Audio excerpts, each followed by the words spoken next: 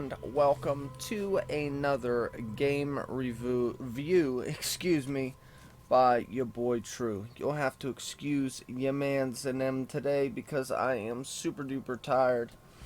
Have been doing some side work, just helping a friend out, and it was a long day today, and I am a little sleepy. But this is the review of The Sinking City. Uh, Definitely an awesome game. You can definitely tell through parts of the game that it's slightly low budget, but we'll get into that. But it's definitely, in my opinion, a game worth playing. So, I like to start things off and give you or show you a little bit about the game, the menus and updates and maps and all of that good stuff. So, to get started, um, the Sinking City is based off of H.P. Lovecraft's horror. I think it's off of a specific horror story.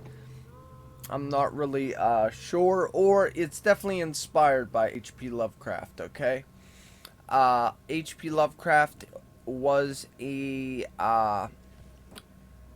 fictional writer back in the early 1900s. He was born in, I want to say, 1880 something and died around like 1930 something, okay? A lot of H.P. Lovecraft, and I just found this out myself, a lot of H.P. Lovecraft's works didn't get popular until after the poor sap was dead. But this game is based on H.P. Lovecraft's works. Okay, to start the game out, you are playing as this guy right here, and his name just happens to be Charles Reed. And you could see he was in the U.S. Navy from 321, or no, Charles Reed, I think one's his birth date, and 10/9/94. It's like 80 years difference. Either way, those are his dog tags, and his name is Charles Reed, and he is a private eye. And he has come to this city to, I forget exactly what he came here for, to investigate. Not only do I forget, but I don't want to give too much of the game away. Okay, to start, you can see this is in an upgraded suit. Whenever you start the game, you are actually in Burdened Newcomer. You can see he has on a backpack and his newcomer uniform, outfit, whatever. Okay, Unburdened Newcomer is when he gets rid of the book bag after he goes to his hotel room. Then everything, well, you can do that. And then everything after this, you will actually get as you progress through the game and do different missions. You have your basic wind coat, which is pretty sharp looking. The Vacationist, which I never wore just because I felt bad for my character. It is very rainy and wet and windy in this game at all times, so I didn't want him running around without a coat on. You got your Gangster with his pinstripe suit. King's Robes, it's actually your friend that you start the story with, that you come to this town to see, is actually wearing this exact outfit. And why they call it the King's Robes, I don't know. You got your Day Wear, which I like the look of this one, but I don't think I've ever unlocked it. A Man of Science. Your Humdrum Fisherman. Police Envoy. Plague Doctor, which is pretty sick looking. I like that. Master Sleuth, which was the one I was after all along because it looks very Sherlock Holmes. You've got your Cultist, where you roll around tattooed with a apron made of human skin. If you look close enough, you're gonna see an ear, a breast, another ear, a belly button, a nose, and a face. It's pretty nasty. and some pretty sick ink. I think that looks really cool, honestly. And yeah, the octopus head, I have no idea what it's made out of. Or a vishyanka, a vishanka, which is pretty much like a it's another type of cultist in the game. It's sort of like your hippie type cultist that I don't know. I can't really describe it. Anyway, those are your outfits. Help a real estate agent in the open house case. Okay. Collect all the mystic tomes. Unlocked by DLC. I don't think I played any DLC. Find and return all the books. That's how I got that one. Plague Doctor. Learn about the wild beasts in the field research case. Police envoy. Help the police officer get the crime scene photos. Fisherman. Find the missing ship logs, which I did that. Find out what happened to the robbed graves in the rest in peace case. They where you get it by unlocked in investigator pack. Unlocked in story progress, and the rest of these I do believe it's story progress as well. Alright, now since we went directly into menus, let's get into this menu. Okay, here we have our map, and as like most third person open world games, you can unlock quite a few. These little stars here, they are your fast travel points. Okay, you unlock them, of course, like any other game, by once you've traveled to them and find them, then you will be able to use them. Alright. Now, the thing that is cool, I'm actually going to sit up a little bit, about this game, and here, let me adjust my camera up just a skosh. There we go. Good enough. The thing that's cool about this game, you're playing your main character as a private investigator, and the game is all about making you do the work of a private investigator. Okay, now I'm going to give you an example of what I mean. Alright, we go to our case book here, and you see here it is another little compass rose, and that means that it's a location, if I'm not mistaken. Yes. And it says here, hereby certified that Glenn Gordon Byers and Evelyn Catherine Lane, residing at the Revenue House on the corner of Powderhouse Street and Orchard Avenue in the Eastern Shells, were united in marriage in accordance with the license issued by the Oakmont, Massachusetts, numbered. Okay. When you have to go to this location, you actually have to go to the map and mark it yourself. This isn't a game where things are just laid out for you and then you go, like the clues are laid out for you. You go to the clue and find it yourself. They actually make you do the work. So for this one, it's in the Eastern Shells, and it is Orchard, Powderhouse, and Orchard Avenue in the Eastern Shells. So first we have to go to the Eastern Shells, so you would have to go back to your map, go out, find the shells, zoom in, find the Eastern Shells, and here we see Powderhouse, there's Orchard, and it's on the corner. And you notice I already have it marked, but I had to put that mark there myself. See, if I go in, you can edit or delete it. And once you get the clue for whatever case you're trying to solve, or whatever part of certain cases you're trying to solve, you see that you get your own icon connected to that case, so you can mark it yourself.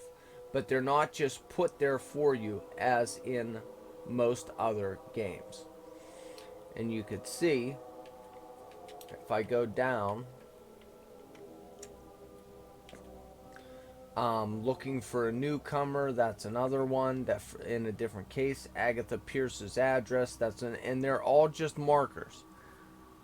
but you have to place them on the presumed location yourself. It doesn't just place them there for you.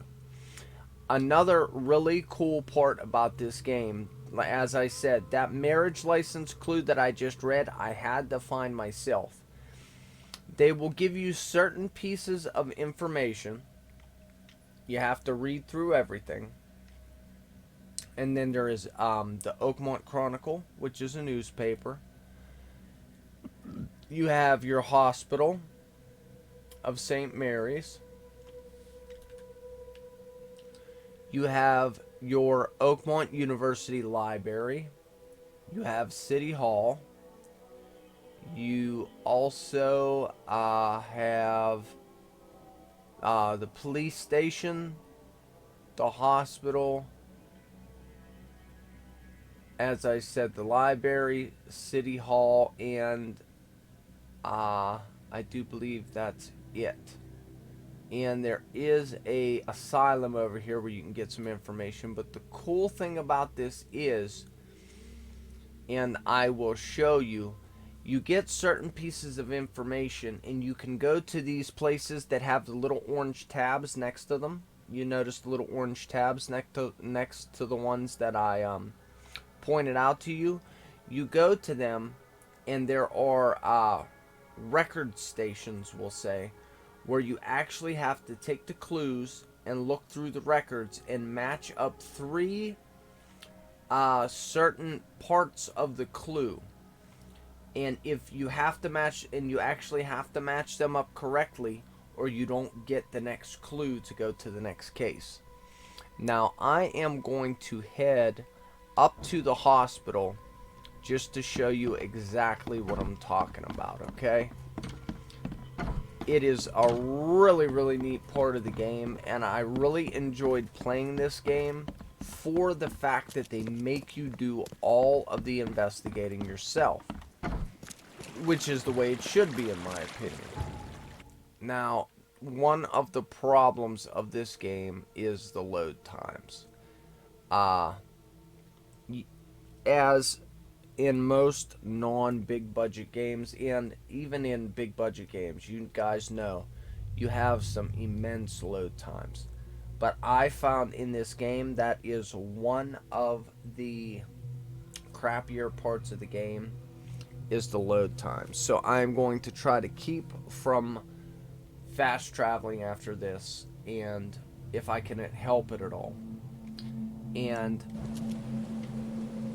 not put you through the agonizing load times here. Okay, I need the about face and go around this block, and we're just going to go to the newspaper so I can give you a quick example of what I mean about.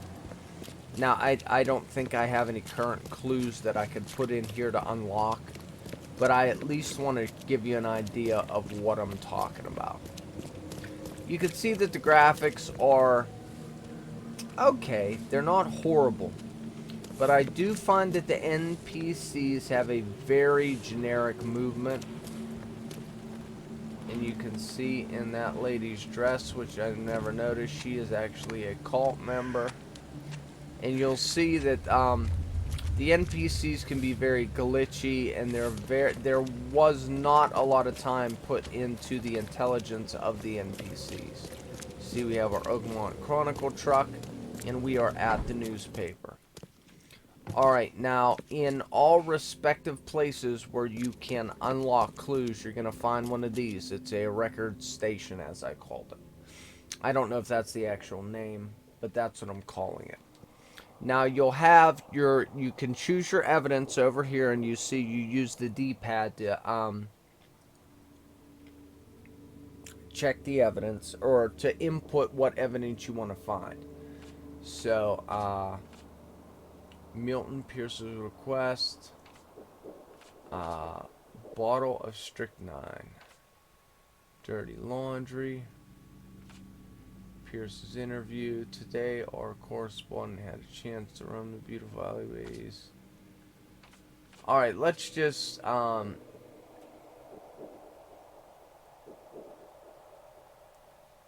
use this. Now, I'm not at the right record station. Finding a witness.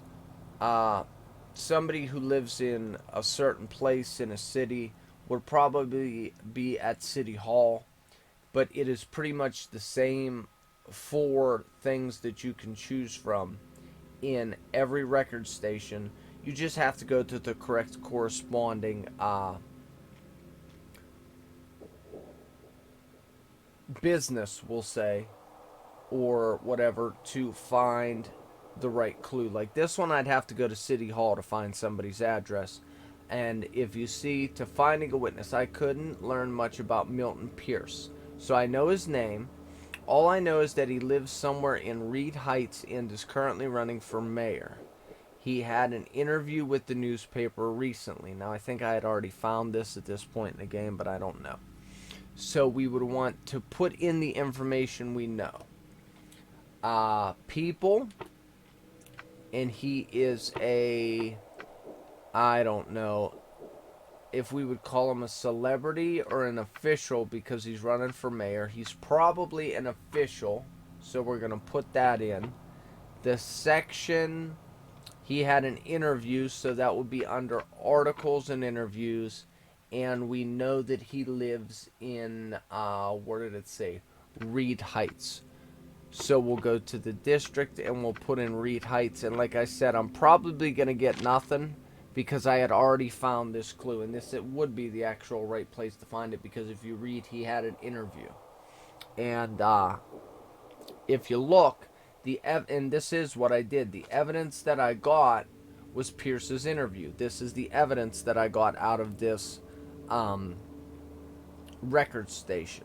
Now, as I said, if you were looking, let's say we were looking for somebody that was injured in a bar brawl, maybe we go to the police station, maybe we go to the hospital, because chances are there'd be an incident report on him, and chances are if he was injured and we know that, he probably went to the hospital to get treated. So you would have to pick the right place to go, input the information, find the clue, and then when you get it, that's when you get the little icon I spoke about, and then you put it on the map where you think you need to go so you can direct yourself to that location. Really cool part of the game. You actually have to do the work, and I enjoyed it. It made it a long playthrough for me, and there were times where I actually got a headache from playing the game because a lot of reading, a lot of looking, a lot of brain work. It's not all laid out for you in this game, and I really appreciate that about it. Okay, now we're going to go back into our menu again.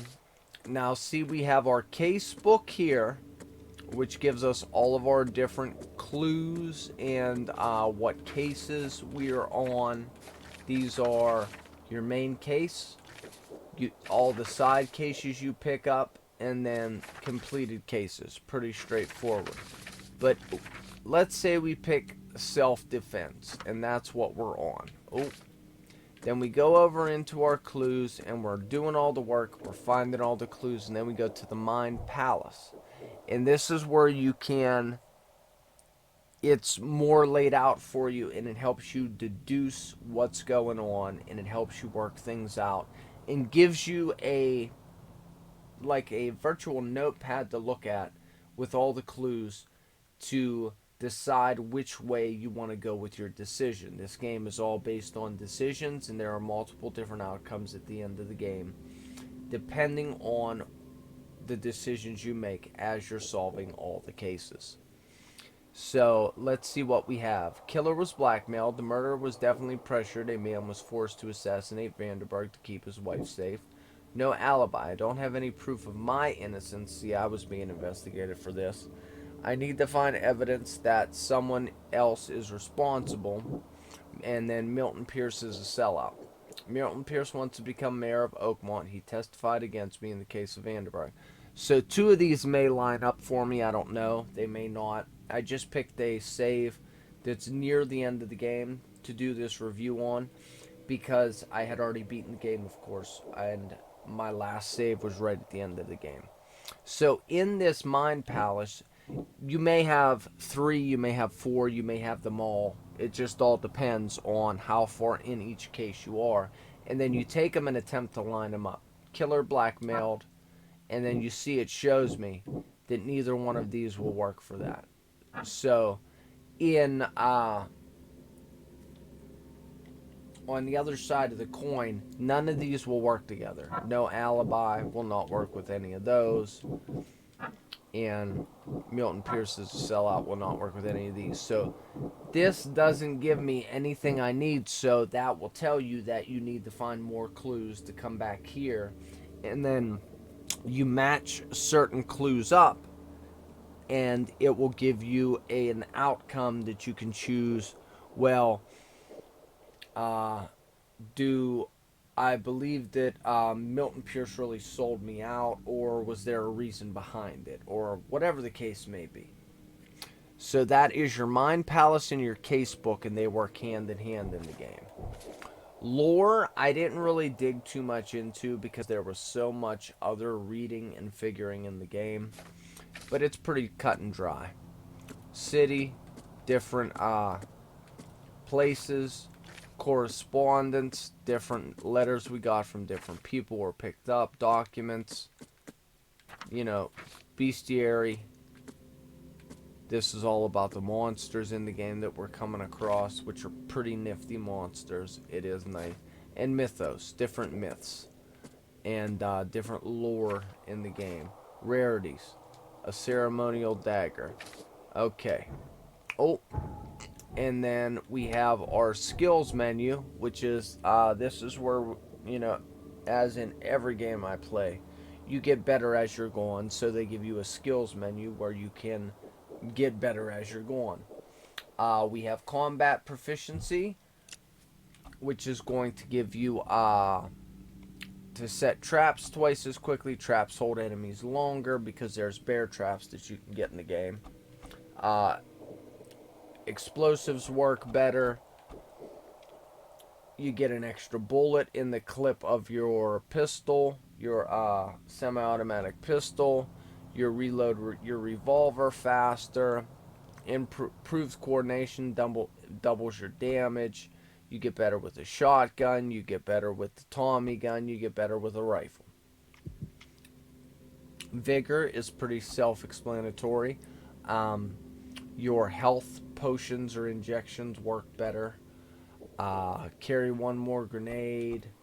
Carry 3 more rifle rounds because you're getting stronger, so you can carry heavier stuff. Carry 10 more submachine gun rounds. Carry more shotgun. This just ups your health level. Your melee or melee or however you want to pronounce it. Strikes deal more damage. Falling from high heights damages you less. Indigestible man-eating eels deal half damage while you're swimming. There's a lot of water in this game. I will take you outside and show you, and I will point it out on the map. And it is a good idea to not swim at all costs, even if you have this, because once you're in the water for so long, you keep taking damage from these eels. You can't fight them off. It just happens. It's to keep you from swimming in the game for whatever reason.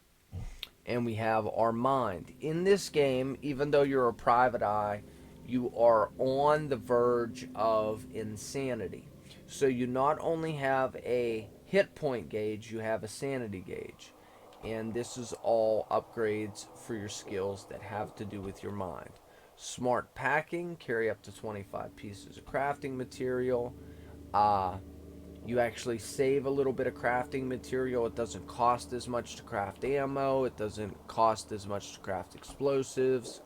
It doesn't cost as much to craft first aid kits. And then overall, an additional 10% chance to save materials when crafting.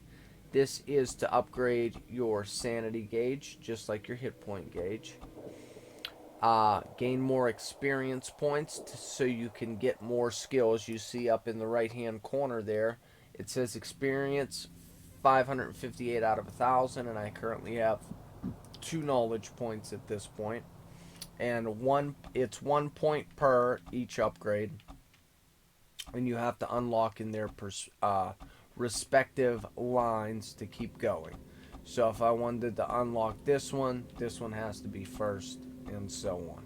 Pretty self-explanatory. Alright, now on our map, this is called the Sinking City. And you will notice that this map is completely surrounded by water. We are pretty much on an island. All through this island, the city is sinking, so water is flooding the streets. All around this central advent is all underwater. Up here you can see that the ocean actually came in and is flooding most of Reed Heights. On the outskirts you'll find a lot of water-filled roads, and there is nowhere to walk. But everywhere you go, to any intersection where dry land meets water, there will be a boat left there for you. Like right here, if you were over here at this clue and you walked up here, there would be a boat either here or here for you to get into. And you want to do that because, like I said, the man-eating eels will eat the shit out of you and you will die.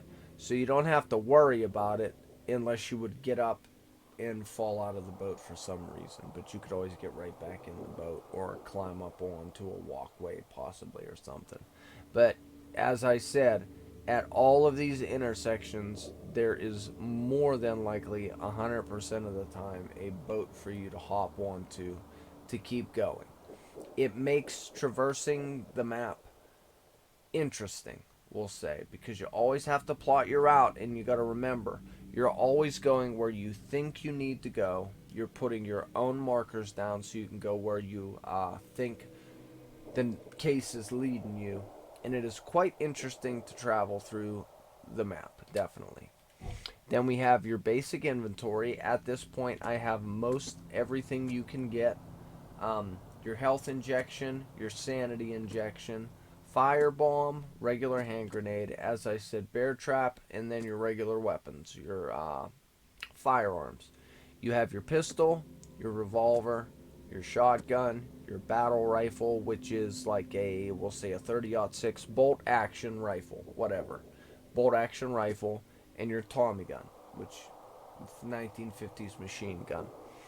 Okay, and then of course your options, which is just your basic whatever. You guys get it. So that takes care of the menus. Now we will take a little look at the graphics and the NPCs, and I will show you a little bit about traversing. Stay safe.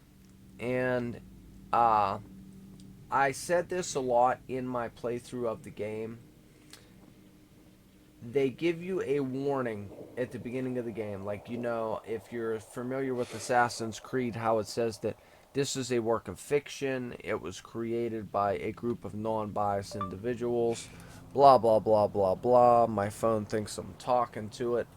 Well, this game gives you two disclaimers, and it says that this is based on H.P. Lovecraft's books, or a book, and it was written in a time where minorities were treated worse, and it was not a thing of fiction. It was non-fiction. It was real, okay? And rather than ignore it and just not put it in the game, they stayed true to the time period and put it in the game. The KKK is in the game. Minorities do get treated worse in the game, whether they're fish people or African Americans, whatever the case is.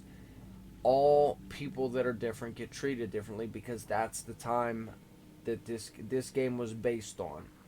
It also gives you another disclaimer, and it blew my mind that they worked very close with people that had psychosis or doctors that studied psychosis and did their very best to make it as realistic as they could, as when this guy that you're playing as, Charles Reed, is losing his mind, that it is really like you're going through a psychotic episode. And it really does. There's times where I've gotten dizzy, and as I said, I got headaches from playing this game for hours because it really messes with your head. So all in all, I really enjoyed the game. outside of the generic What's your NPCs problem? and I mean, you could see the graphics are, there's a little more that could be asked for. I don't think it's bad by any stretch of the word. I quite enjoyed it. I felt very immersed in the game when I was playing it. And as I told you, you see, you come to a dock, there will be a boat. Now this is going to get a little loud for a minute, but I'm just going to go straight across. Now you got your boat, you can go forward, you can go back. Look, and there's one of the eels. I've never actually seen one. Let's see if we can't off him.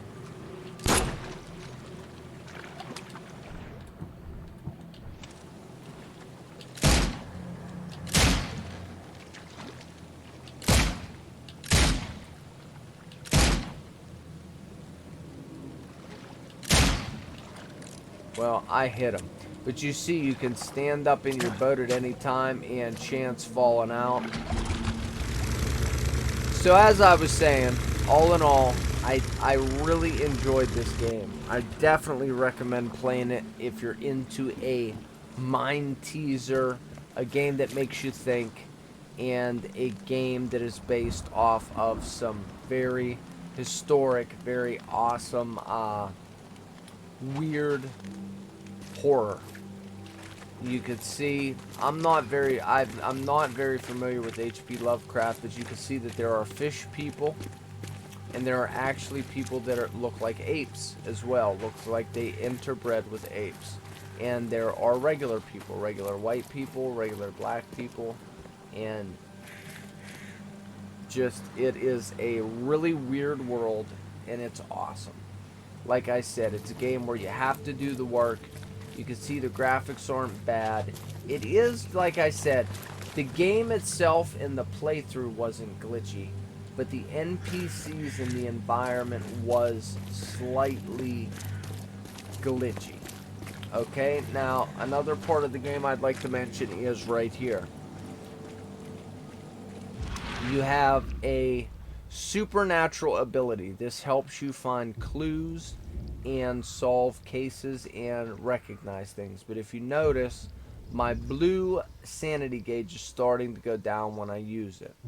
If I stop, it will start to regenerate on its own if it only goes down so far. If need be, you use your injection to go up, but you can, like, at this point in the game, I can only carry 3 of each: hit point and sanity, potions, injections, whatever you want to call them. So I try to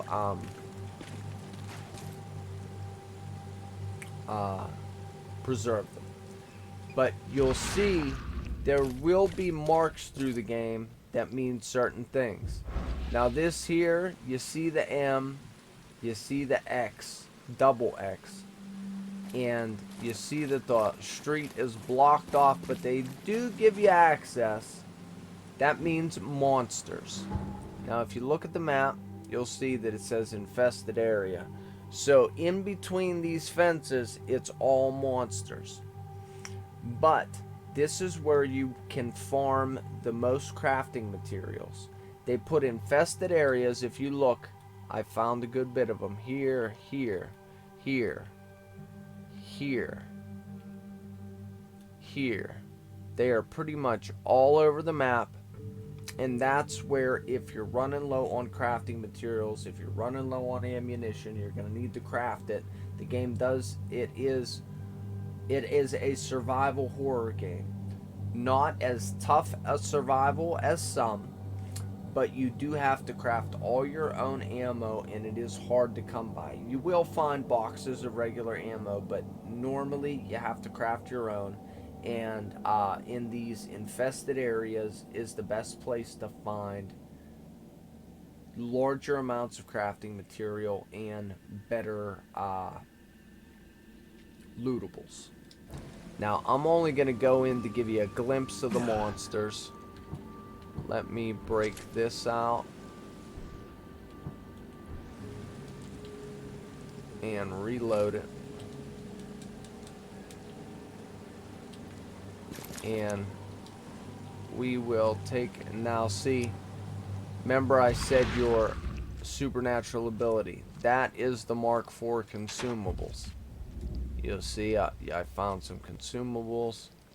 There should be a couple more right over here. You cannot run when in that view. So you always have to turn it off before you run. And you will see that there are monsters with faces that spit crap and many others. And you see that I died. But anyway, infested areas are where you're going to get your consumables, and the infested areas also make traversing the map a lot more interesting, as I said earlier. So this review is getting up into 35 minutes, so I'm going to sum it all up. We took you through the graphics, we took you through the small amount of bugs that the game does have. You can tell, at least I could tell, just by the little bit I've showed you, that it is not a AAA game. It's not a AAA release. But it definitely plays very much like a AAA release. It isn't too unpolished, is what I'm getting at. It's definitely a game that's worth playing if you're into doing the work yourself and reading into the lore of the game and finding out things about the game and not just mindlessly playing the game to completion. Uh, it is very true to being a private eye, which you are, and I just think it's an awesome game. I'm definitely going to give this one an 8.5 out of 10. Uh, the little bit of unpolishedness, I can't even say glitchiness, because like I said, I didn't have the game shut down on me once. I didn't get stuck inside of a wall or anything like that. There was no glitches at all for me. Um, the only problems I had, as I said, the genericness of the NPC movements and interactions. And that was my biggest gripe of the whole game. So as I said, I'm giving it an 8 out of 10. If you want a thinker, if you want a game that challenges you, it's definitely worth the money. It is only a 13 and a quarter gig download. It didn't take incredibly long to download. Couple hours. Well, actually, I shut it off, so I can't quote myself on that. I put the PlayStation in rest mode and went to bed to download it. So it is 13 and a quarter gigs. Not a bad size. I also have 4 or 5 other games on my PlayStation right now, so it doesn't take up an incredible amount of space, and I have a small hard drive.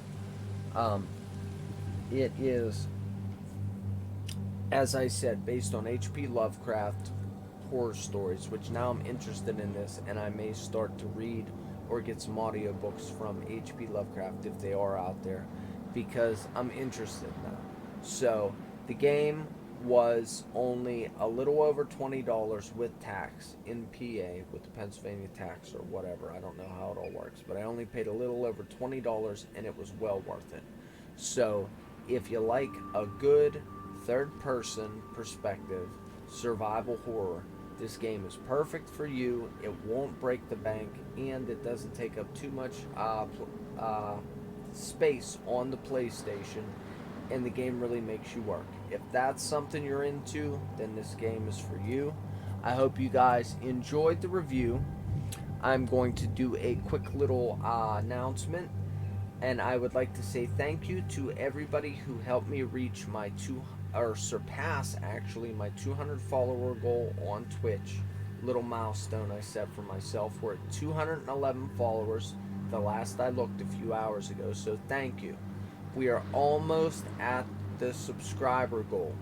I am only 20 subscribers off. Once I reach that, I will be doing a giveaway.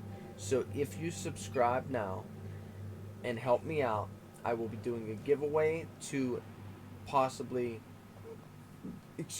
give back to somebody who helped me reach the goal. and or also promote some more subscriptions and follows. So click that subscribe button, drop me a comment, let me know if you played the game, let me know what you think of the review, let me know if you're gonna play the game, just let me know whatever you want. And to everybody else that is around and comes around and watches the video all the time, watch the videos all the time, I appreciate you. Until the next time, until the next review, over and out. Bye bye.